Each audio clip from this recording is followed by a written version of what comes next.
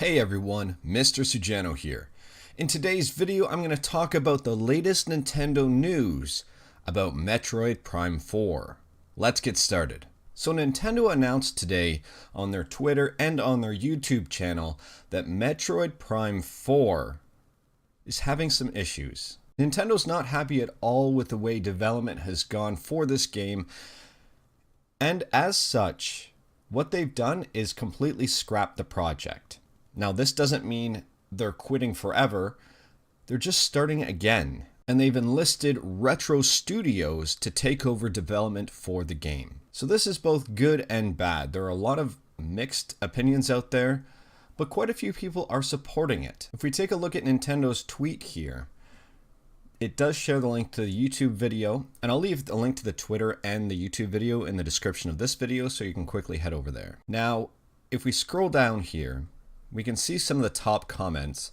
One of them here from Octoboy wants to know about Mario. If we scroll down even more, Princess Bianca says, "This is why I love Nintendo. They're willing to come out and be like, yo, I'm a level with ya. Things didn't go according to plan, so rather than put out a subpar product, we're gonna cut our losses and start over so we can do the best we can.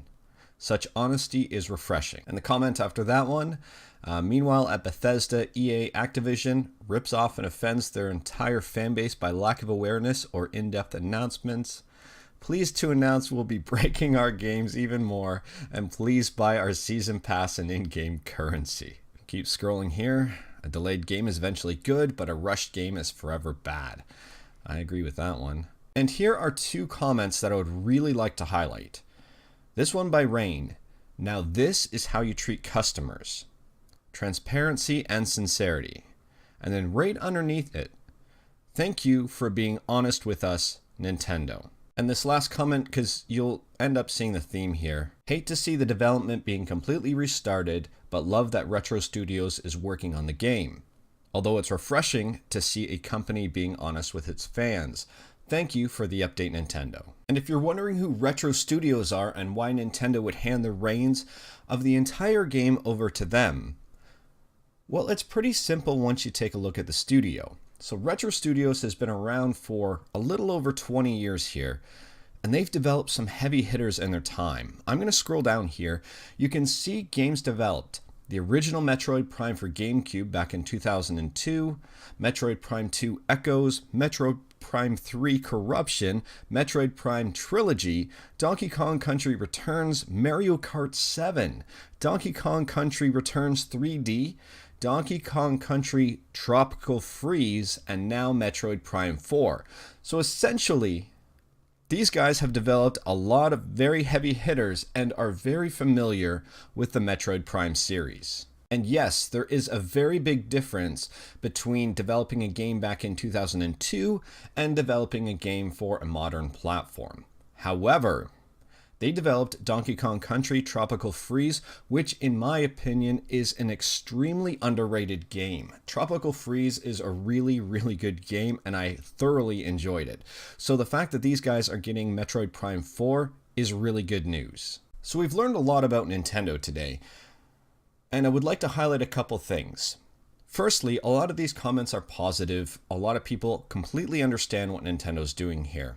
It does suck. It absolutely sucks that people who are expecting Metroid Prime 4 to come out soon or to see footage soon, maybe even at this year's E3, it's obviously not going to happen. They essentially have nothing now, just the title, Metroid Prime 4. In terms of release date, it also sucks because it's going to be at least a few years out. So maybe 2020 at the tail end, maybe 2021, probably 2022. Now for the good things, and I think Nintendo does good things and bad things. They don't always have the customer's interest in mind. For example, they canceled the SNES and NES Mini. However, I think this is a really good thing and a huge step forward in terms of transparency. Nintendo essentially said they have a product, it sucks. They're not happy with it. They're not going to put it out. They're not going to rush it. They're not going to put out something that's not good. And they didn't try to hide it. They didn't try to mask the issue, just saying, oh, we're still in development kind of thing. They told the customers, they told the fans exactly what's up. And I really think that these are two lessons that other game companies should take note of. Firstly, be transparent. If there's an issue and you're working to fix it or something's not right, let people know. Let your customers know.